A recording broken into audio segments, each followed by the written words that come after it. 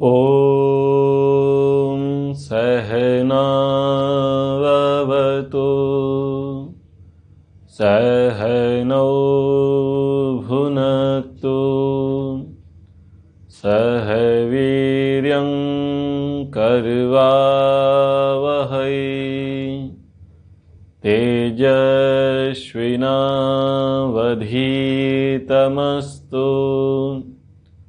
मा विद्विषावहै। ॐ शान्तिः शान्तिः शान्तिः।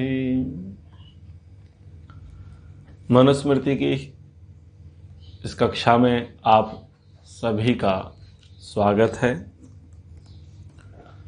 विशुद्ध मनुस्मृति पुस्तक है और प्रथम अध्याय हमने आरंभ कर लिया है और सृष्टि उत्पत्ति विषय हम पढ़ रहे थे और उसके 6 श्लोकों पर हम चर्चा कर चुके थे। अब हम आगे बढ़ते हैं। तो ये पेज नंबर 17 है, वहाँ पर नीचे 7वां और 8वां श्लोक है, उसको मैं पढ़ता हूँ। उद्भव बर्हा आत्मनश्चैव मनः सदसदात्मकं मनसः च अपि अहंकारम् अभिमन्तारम् ईश्वरम् महान्तम् एव च आत्मानं सर्वाणि त्रिगुणानि च विषयाणां गृहीतॄणि शनैः पंचेन्द्रियाणि च। इसका भाष्य पढ़ता हूँ। चा और फिर उस परमात्मा ने आत्मनः एव स्वाश्रय स्थित कृति से सद असद आत्मकम जो कारण रूप में विद्यमान रहे और विकारी अंश से कार्य रूप में जो अविद्यमान रहे, ऐसे स्वभाव वाले मनः महत नामक तत्व को चा और मनसः अपि महतत्व से अभिमंतारम मैं हूँ ऐसा अभिमान करने वाले ईश्वरम सामर्थ्यशाली अहंकारम अहंकार नामक तत्व को चा और फिर उससे सर्वाणि त्रिगुणानि सब त्रिगुणात्मक 5 तन्मात्राओं शब्द स्पर्श रूप रस गंध को च तथा आत्मानम एवं महांतम आत्मोपकारक अथवा निरंतर गमनशील मन इंद्रिय को च और विषयाणाम गृहीतॄणि विषयों को ग्रहण करने वाली पंचेन्द्रियाणि दोनों वर्गों की 5 ज्ञानेन्द्रियों आँख नाक कान जिह्वा त्वचा एवं चकार से 5 कर्मेंद्रियों हाथ पैर वाक उपस्थ पायु को शनैः यथा क्रम से उद्भवर्ह उत्पन्न कर प्रकट किया। तो ये 7वें और 8वें श्लोक को मैंने पढ़ा। तो आपकी समझ के लिए मैं सांख्य दर्शन का एक सूत्र है, उसको मैं पढ़ देता हूँ। सत्व रजस तमसाम साम्यवस्था प्रकृति प्रकृतेर्महान् महेतो अहंकारः अहंकारात् 5 तन्मात्राणि उभयम् इंद्रियम् 5 तन्मात्रेभ्यः स्थूलभूतानि पुरुष इति 25 गणः। तो मैं अपने तरीके से आपको बातें बताता हूँ कि परमपिता परमेश्वर ने प्रकृति के माध्यम से सृष्टि रचना का कार्यक्रम आरंभ किया। तो प्रकृति किसे कहते हैं? सत्व रजस तमसाम साम्यावस्था प्रकृति। सत्व की, रज की, तम की जो समान अवस्था है, इक्वल कंडीशन जो है, उसको प्रकृति कहा। और जब उसमें असमानता आएगी, अनबैलेंस होगा, न्यूनाधिकता होगी, तो फिर वहाँ से विकृति आरंभ होगी, प्रकृति की विकृति आरंभ होगी, जिस विकृति को हम सृष्टि कहते हैं। 3 वस्तुएं हैं, एक सत्व है, एक रज है और तीसरी है तम। तो ये एक समान मात्रा में रहेंगी तो इनसे कुछ भी बनाना संभव नहीं होगा। जैसे कि हम रोटी बनाना चाहते हैं, शाक बनाना चाहते हैं, या कोई भी पदार्थ, किसी भी वस्तु का निर्माण करना चाहते हैं, तो उसमें जो लगने वाले पदार्थ होंगे, अपेक्षित वस्तुएं होंगी, यदि उनको समान समान मात्रा में लिया जाएगा तो कुछ भी निर्माण नहीं होगा। उसमें न्यूनाधिकता करनी पड़ेगी, असमानताएं लानी पड़ेंगी, तब जाकर के कुछ बनेगा। अब जैसे मान लीजिए कि रोटी बनानी है तो कोई 1 गिलास जल ले लेवे, आटा मारना हो तो 1 गिलास कोई जल ले लेवे और 1 गिलास आटा ले लेवे, और बहुत जगह तो आटे में नमक भी डालते हैं, तो 1 गिलास नमक ले ले। तो तीनों 1-1 गिलास लिया, तो ये बताइए रोटी के लिए आटा बन जाएगा? नहीं बनेगा। असमान अवस्था लानी पड़ेगी। असमान अवस्था क्या होगा कि 1 गिलास आटा लिया तो 1 कप के बराबर पानी लेना पड़ेगा और आधा चम्मच से भी कम अवस्था में नमक लेना पड़ेगा। तो ऐसे बैलेंस बनाते हुए हम जब निर्माण करेंगे तो आटे का निर्माण हो जाएगा, आटा बन जाएगा रोटी के लिए। ऐसे ही कोई भी वस्तु है जो भी आपके मस्तिष्क में आती हो और वो जितने भी पदार्थों से मिलकर के बनती हो, तो यदि उसके निर्माण के लिए समान समान वजन से, माप तौल, भार, आकार लेकर के आप वस्तुएं लेकर के निर्माण करना चाहेंगे तो कभी नहीं निर्माण होगा। तो उसमें क्या करना पड़ेगा, आपको कुछ की मात्रा कम, कुछ की अधिक, ऐसे बैलेंस बनाते हुए करना पड़ेगा, तब जाकर के वहां कुछ निर्माण संभव होगा। तो परमपिता परमेश्वर ने क्या किया कि जो समान अवस्था में प्रकृति थी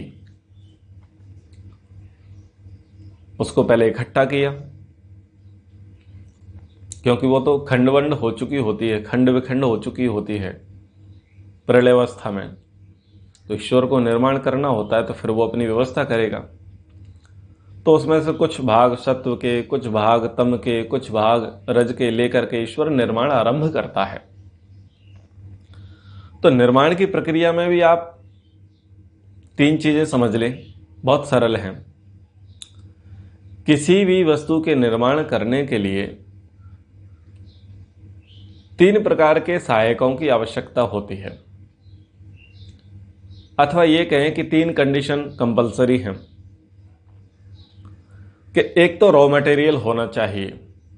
जो आप वस्तु बनाना चाहते हैं उस वस्तु को बनाने के लिए उसका रॉ मटेरियल आपके पास पहले होना चाहिए। वो जो रॉ मटेरियल है, तो केवल रॉ मटेरियल से काम नहीं चलेगा, उस रॉ मटेरियल के लिए कुछ सहयोगी तत्वों की आपको आवश्यकता पड़ेगी। और सहयोगी तत्व हैं, रॉ मटेरियल है, लेकिन कोई बनाने वाला नहीं होगा, तब वो वस्तु बनेगी नहीं। जैसे कि थोड़ी देर पहले हमने रोटी का उदाहरण लिया, तो रोटी हम किसकी बनाने जा रहे हैं? हम गेहूं की रोटी बनाने जा रहे हैं। तो रोटी कार्य है। रोटी क्या है? कार्य, फाइनल प्रोडक्ट जो बनकर के तैयार हो गया। लेकिन जो फाइनल प्रोडक्ट रोटी है उसका कारण क्या था? उसका कारण क्या था? तो उसका कारण था आटा। और आटा क्या हुआ? उसका उपादान कारण। उसको क्या बोलेंगे? उपादान कारण, रॉ मटेरियल। तो रॉ मटेरियल आटा था, उससे कार्य बना। कार्य क्या था? रोटी। लेकिन क्या केवल आटे के रहते हुए रोटी बन जाएगी? नहीं बनेगी। आटे को माड़ने के लिए, गूंदने के लिए, तैयार करने के लिए आपको किसकी आवश्यकता पड़ेगी? आपको खाली परात, खाली बर्तन की आवश्यकता पड़ेगी। फिर आपको किस चीज़ की आवश्यकता पड़ेगी? आपको पानी की आवश्यकता पड़ेगी, आपको स्थान की आवश्यकता पड़ेगी। इतनी चीज़ें तो कंपलसरी है ना। उसके बाद आप रोटी बनाओगे तो आपको गैस चाहिए, चूल्हा चाहिए, पटा चाहिए, बेलना चाहिए, तवा चाहिए, तब जा कर के तो आप करेंगे।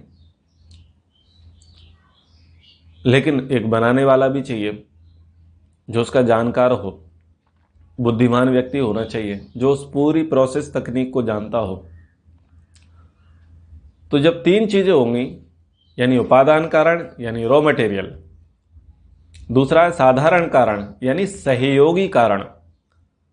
तो सहयोगी कारण क्या था रोटी में? परात था, पानी था, स्थान था, फिर अग्नि का भी था, गैस चूल्हा भी था, पटा बेलना, तवा चिमटा, ये सब सहयोग हुआ उनका, तब जाकर के तो रोटी बन करके आई। तो वो थे साधारण कारण, सहयोगी कारण। और फिर ऐसा करने वाले को बोलेंगे निमित्त कारण, कि किसके कारण ये चीजें बन सकी, तो उसको क्या बोलेंगे? उसको बोलेंगे निमित्त कारण। तो प्रकृति है उपादान कारण, रॉ मटेरियल। प्रकृति क्या है? उपादान कारण, रॉ मटेरियल। अब साधारण कारण क्या है? साधारण कारण है कि वो किसी न किसी दिशा में, किसी न किसी काल में और किसी न किसी स्थान में उसका निर्माण हुआ होगा। प्रकृति से सृष्टि बनने की प्रक्रिया जो हुई, या प्रकृति से सृष्टि बनाने की प्रक्रिया का जो आरंभ हुआ, उसके लिए कोई न कोई स्थान, कोई न कोई काल, कोई न कोई दिशा तो रही होगी, जिसको बोलेंगे हम साधारण कारण। और तीसरी चीज है निमित्त कारण, कि उससे कैसे क्या बनेगा।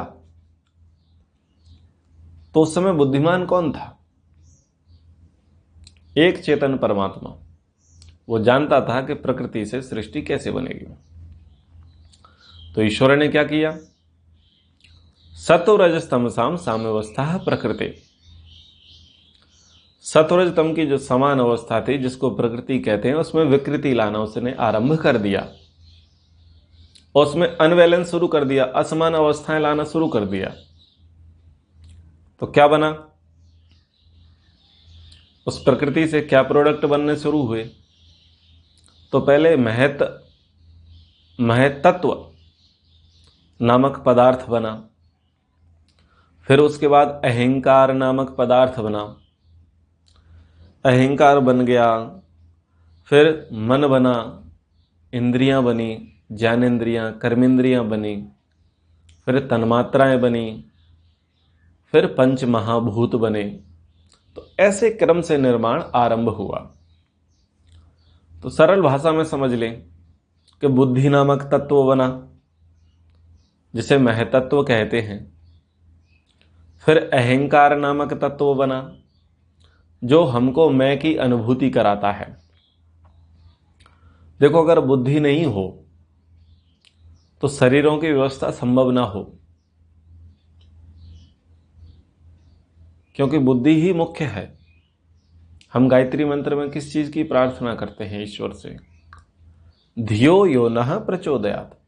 धियः, बुद्धि की कामना करते हैं। व्यक्ति कौन अच्छा है कौन बुरा है उसके रूप रंग से, आकार प्रकार से नहीं नापते, उसकी बुद्धि विवेक से उसका आकलन होता है।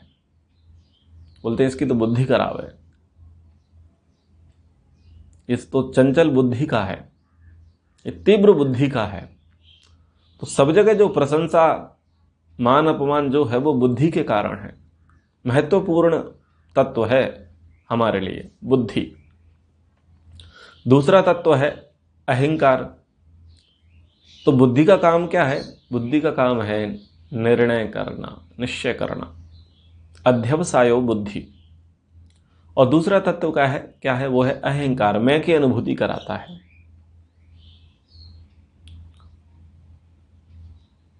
सोचिए, अगर अहंकार तत्व में गड़बड़ी आ जाए तो व्यक्ति कैसा हो जाएगा?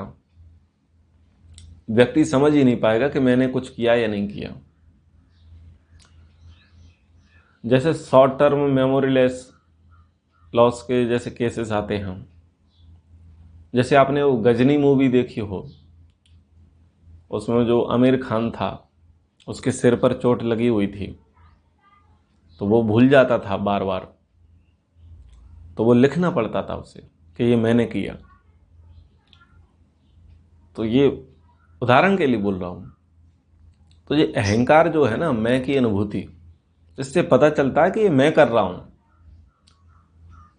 नहीं तो व्यक्ति कभी विचार ही नहीं कर सके किसने किया और किसके लिए किया। ये मेरा चश्मा, मेरा कुर्ता, मेरा घर, ये मेरा नाम, ये मेरा शरीर, सब कुछ भूल जाए फिर तो मैं कितना महत्वपूर्ण है, वो अहंकार तत्व कितना महत्वपूर्ण है, मैं की अनुभूति कराने वाला। अगर ये अहंकार तत्व ना हो तो सब पागल हो जाएं, सब मूर्ख हो जाएं, किसी को होश ही नहीं रहेगा कि कौन क्या कर रहा है। कोई व्यक्ति घर से बाहर निकले और उसे यही ना समझ में आया कि मैं कौन हूं और मैं कहां जा रहा हूं और मुझे वापस कहां जाना है, उसको इतना भी समझ में नहीं आएगा। क्योंकि जितने भी संबंध हैं वो मैं से जुड़े हुए हैं। जब मैं की ही अनुभूति चली जाएगी तो उसको पागल घोषित कर दिया जाएगा, क्योंकि वो अपने अस्तित्व को पहचान ही नहीं सकेगा मैं के अभाव में। यहां अहंकार का अर्थ ईगो नहीं है, घमंड, अभिमान नहीं है।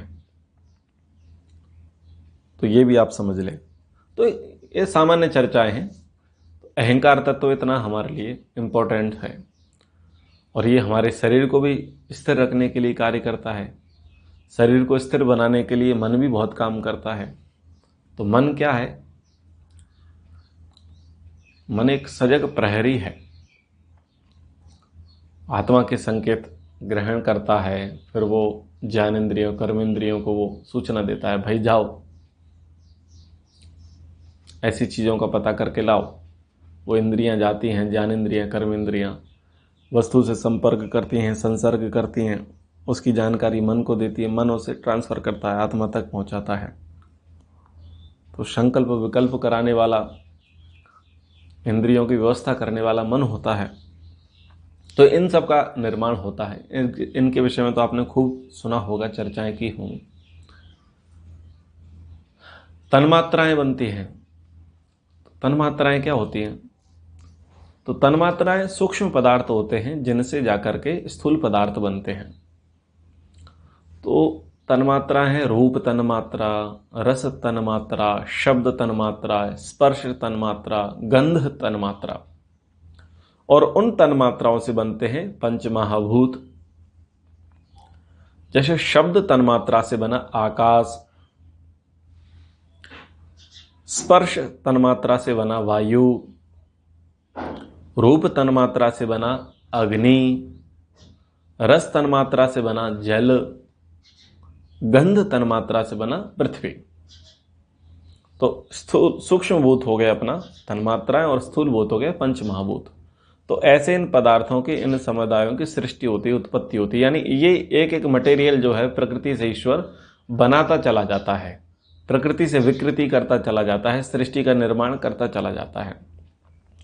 तो सूक्ष्म से स्थूल पदार्थों का वो निर्माण करता जाता है। और जब पंच महाभूत बनते हैं तो फिर उससे ये सारा का सारा स्ट्रक्चर, ढांचा, मटेरियल बनता है। हमारा शरीर क्या है? पंच भौतिक, पृथ्वी, जल, अग्नि, वायु, आकाश, इन सब से निर्मित है। तो ये हमारा शरीर पंच भौतिक है, तो इनका निर्माण होता है। तो सबसे पहला जो तत्व है जिसका निर्माण होता है पंच महाभूतों में, आकाश तत्व की उत्पत्ति होती है। आकाश के बाद वायु की, वायु के बाद अग्नि की, अग्नि के बाद जल की, और जल के बाद गंध की। ऐसे क्रमशः होता है। आकाश में कितने तत्व होते हैं? एक।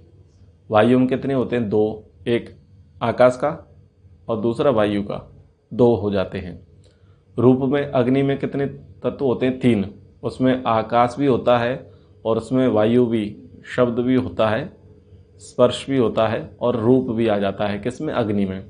जब जल में जाते हैं, जल का निर्माण होता है तो जल में 4 वस्तुएं आ जाती हैं। उसमें आकाश भी होता है, उसमें वायु भी होता है और उसमें रूप भी होता है, अर्थात उसमें शब्द भी होता है, उसमें स्पर्श भी होता है और उसमें रूप भी होता है। जल दिखने लगता है, ठीक है, 4 वस्तु हो जाती है।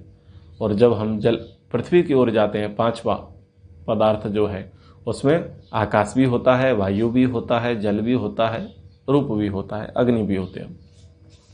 तो इस प्रकार से पंचमहाभूतों का निर्माण होता है। तो ये मैंने आपको सरल रूप से इन श्लोकों का अर्थ बता दिया और 9वां श्लोक भी इसी प्रकार से है, तो उसको भी हम छोड़ देते हैं। 10वें श्लोक में भी ऐसे ही वर्णन आया है। 11वां श्लोक पढ़ता हूँ। तेषाम इदम तु सप्तानाम पुरुषाणाम महोजसाम सूक्ष्माभ्यो मूर्तिमात्राभ्य संभवति अव्ययाद व्ययम। इस प्रकार अव्ययात विनाश रहित परमात्मा से और द्वितीयार्थ में सृष्टि के मूल कारण अविनाशी प्रकृति से, तेषाम तु उन्हीं में वर्णित महोजसाम महाशक्तिशाली सप्तानाम पुरुषाणाम 7 तत्वों महतत्व अहंकार और 5 तन्मात्राओं के सूक्ष्माभ्या मूर्ति मात्राभ्या जगत के पदार्थों का निर्माण करने वाले सूक्ष्म विकारी अंशों से इदम व्ययम यह दृश्यमान विनाशील विकार रूप जगत संभवती उत्पन्न होता है। तो यहाँ एक बात और आपके लिए ध्यान करने की है, वो यह है कि ईश्वर संसार बनाता है। संसार कौन बनाता है? संसार ईश्वर बनाता है। और संसार किस में बनता है? संसार ईश्वर में बनता है। क्योंकि ऐसा नहीं कि संसार ऐसे हो कि ये संसार है और ये ईश्वर है, अलग अलग नहीं होगा। जैसे पुस्तक अलग है और मैं अलग हूं, परंतु वहां पर ऐसा नहीं है। ईश्वर तो सर्वत्र व्यापक है, सर्वत्र ओतप्रोत है। इसलिए जो संसार है यानी जो प्रकृति है वो किस में होगा? ईश्वर में।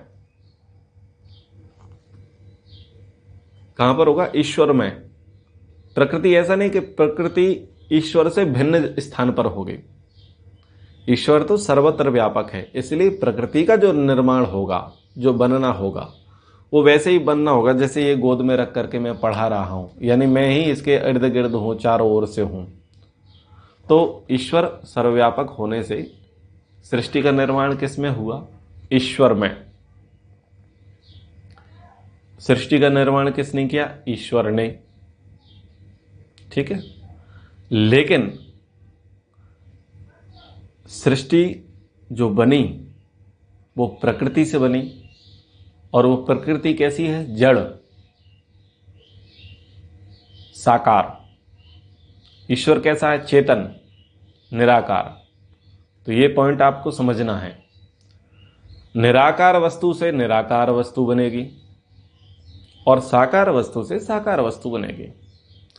जड़ से जड़ का निर्माण होगा, लेकिन चेतन से चेतन का निर्माण नहीं होगा। तो जड़ से जड़ का निर्माण होगा, चेतन जड़ से जड़ वस्तुओं का निर्माण करेगा। तो ईश्वर चेतन है, प्रकृति जड़ है। ठीक है। अब जो तीसरा पॉइंट है वो है आत्माओं का। तो कुछ लोग सोचेंगे कि ईश्वर ने जो संसार बनाया उस संसार में से शरीर बनाए और ये प्रकृति से ही शरीर चलने फिरने वाले हो गए, यानी उनमें आत्मा नाम की कोई वस्तु नहीं होती। वो तो एक कुछ शक्ति ईश्वर ने डाल रखी है, इलेक्ट्रिक जैसी, विद्युत के जैसी, कुछ यंत्र जैसा फिट कर रखा है जिससे शरीर चल रहा है, इसकी सारी एक्टिविटीज होती है। कुछ लोगों की ऐसी मान्यता है और कुछ लोगों की ऐसी मान्यता है कि ईश्वर तो अकेले ही था, तो ईश्वरंश जीव अविनाशी। तो ईश्वर ने अपनी माया प्रकट करने के लिए, रचना रचाने के लिए, अपने मनोरंजन के लिए उसने संसार बनाया और अपने अंश रूप में आत्माएं उसने शरीरों में बना बना करके डाल दी। तो वो सारा खेल ईश्वर रचा रहा है, पर अंत में वो आत्माएं उन शरीरों को त्याग करके ब्रह्म में लीन हो जाती हैं। तो ऐसी मान्यताएं भी लोगों की चलती हैं। परंतु शास्त्र क्या कहता है? ईश्वर एक अलग वस्तु है, प्रकृति एक अलग वस्तु है और आत्माएं एक अलग वस्तु है। ये तीनों की अपनी अपनी पृथक पृथक सत्ता है। ईश्वर एक है, सबका नियंता है। प्रकृति मूल रूप से एक है, सबके निर्माण का कारण है। और जो उपभोग करने वाले हैं, उपभोक्ता, ग्राहक, कंज्यूमर, यानी आत्माएं, असंख्य है। तो वो असंख्यता भिन्नताएं तो हमको दिखती ही हैं। अगर हम थोड़ी बुद्धि लगाएंगे तो समानताएं नहीं हैं और कोई भी ईश्वर का अंश नहीं है। तो कभी इस विषय पर चर्चा करेंगे। तो तीन वस्तुएं अनादि होती हैं, ईश्वर, जीव, प्रकृति। तो परमात्मा प्रकृति बनाता है, प्रकृति से सृष्टि बनाता है। किसके लिए बनाता है? आत्माओं के लिए। और जब सृष्टि का निर्माण हो जाता है तो वो उनमें आत्माएं डाल देता है। आत्माओं के आने से वृक्ष, वनस्पतियां, फूल, ये सब, कीट पतंग, पशु पक्षी, मनुष्य, शव आदि शरीरों का निर्माण आरंभ हो जाता है। तो इस प्रक्रिया को हम कभी आगे पढ़ेंगे। तो ये सृष्टि उत्पत्ति क्रम है जो मैंने कम शब्दों में आपको कहा। तो 12वें श्लोक तक ये हो गया। अब जब ईश्वर ने सृष्टि रचा दी, पूरे संसार का निर्माण कर दिया, यानी प्रकृति से उसने महत्त्व बनाया, अहंकार बनाया, मन बनाए, इंद्रियां बनाए, तन्मात्राएं बनाई, स्थूलभूत बनाए, पंचमहाभूत बनाए। तो धीरे धीरे सारा निर्माण आरंभ हो गया। यानी कोई छोटा सा, अब विज्ञान की भाषा में जो भी बोलते हो, वो कुछ विस्फोट हुआ, फिर वो विशाल विशाल फैलता चला गया। धीरे धीरे ग्रह बने, नक्षत्र बने, आकाश गंगाएं बने, सारे की चीज़ें निर्माण हुआ। फिर कई वर्षों बाद अग्नि का ग्रह बन गए, जल वाले ग्रह बन गए, वायु वाले ग्रह बन गए। फिर धरती जैसा भी निर्माण हो गया। तो धरती जैसा निर्माण हो गया तो फिर जल भी आ गया, वृक्ष वनस्पतियों की भी उत्पत्ति हो गई, जीव जंतुओं की भी उत्पत्ति हो गई, सारी सारी चीज़ें हो गई। तो ठीक है, उत्पत्ति हो गई। इसके बाद किसको किस नाम से पुकारा जाएगा, नामकरण क्या होगा, संज्ञा क्या दी जाएगी, उनको क्या नाम दिया जाएगा और उनके नाम के अकॉर्डिंग उनके गुण धर्म कैसे होंगे, उसका संकेत भी मनुस्मृति में किया। सर्वेषां तु सा नामानि कर्माणि च पृथक पृथक वेद शब्देभ्य एवादौ पृथक संस्थाश्च निर्ममे। तो ये बहुत महत्वपूर्ण श्लोक है। सह, उस परमात्मा ने, सर्वेषां तु नामानि, सब पदार्थों के नाम, यथा गौ जाति का गौ, अश्व जाति का अश्व आदि, चा और पृथक पृथक कर्माणि, भिन्न भिन्न कर्म, यथा ब्राह्मण के वेद अध्ययन, याजन, क्षत्रिय का रक्षा करना, वैश्य का कृषि, गौरक्षा, व्यापार आदि, अथवा मनुष्य तथा अन्य प्राणियों के हिंस, अहिंस्र आदि कर्म, चा तथा पृथक संस्था, पृथक पृथक विभाग, जैसे प्राणियों में मनुष्य, पशु पक्षी आदि, या व्यवस्थाएं, यथा चारों वर्णों की व्यवस्था, आदौ सृष्टि के प्रारंभ में वेद शब्देभ्य एव, वेदों के शब्दों से ही निर्ममे, बनाई, अर्थात मंत्रों के द्वारा यह ज्ञान दिया। तो देखो, संसार किसने बनाया? ईश्वर ने बनाया। तो बनाने वाला ही बताएगा ना कि किस वस्तु का नाम क्या होगा। उस नाम के अकॉर्डिंग उसके गुण कर्म स्वभाव, नाम किस आधार पर रखे जाएंगे? गुण कर्म स्वभाव के आधार पर नाम रखे जाएंगे। तो ईश्वर सारा संसार का बनाने वाला, संसार का बनाने वाला, संसार का मालिक कौन है? ईश्वर। बनाने वाला कौन है? ईश्वर। तो उन वस्तुओं के गुण कर्म स्वभाव भी भली भांति कौन जानता है? ईश्वर। अच्छा, ईश्वर की भाषा कौन सी? संस्कृत। इस दुनिया की प्राचीन भाषा कौन सी? संस्कृत। सबसे वैज्ञानिक, तार्किक और कुशल मधुर भाषा कौन सी? संस्कृत। तो ईश्वर ने गुण कर्म स्वभाव के आधार पर नाम दिए हर वस्तु के, कि ये जो तरल तरल सा पदार्थ है, जिसका कोई रंग नहीं, परंतु जिसमें मिल जाए उसके रंग को चमका दे, जो इसको पी ले उसको शांति मिल जाए, वो जल है। जायते लियते, जो इसमें जन्म लेते हैं, जो इसमें लय विलीन होते हैं, वो जल है, तो इसको जल बोलेंगे। अग्नि अग्रणी भवति, ज्ञान गमन प्राप्ति, अग्नि बोलेंगे। पेड़ बोलेंगे। यानी जितने भी पदार्थ आपको दिखे संसार में, उन सब के नामकरण किसने किए? ईश्वर ने। कहाँ किए? वेद में। कैसे जानकारी मिली? वेद से।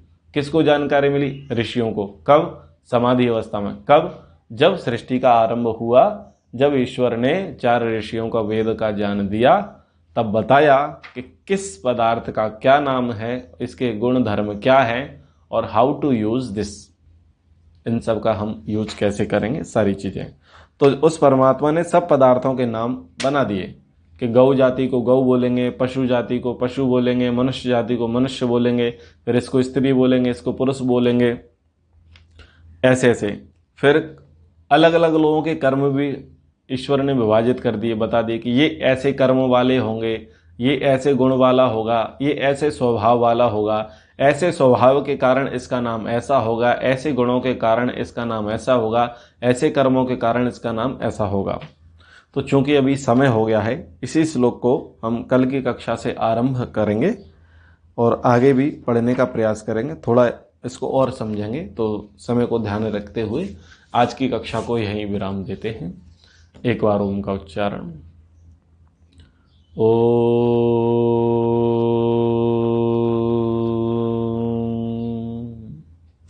सर्वेभ्यो नमः।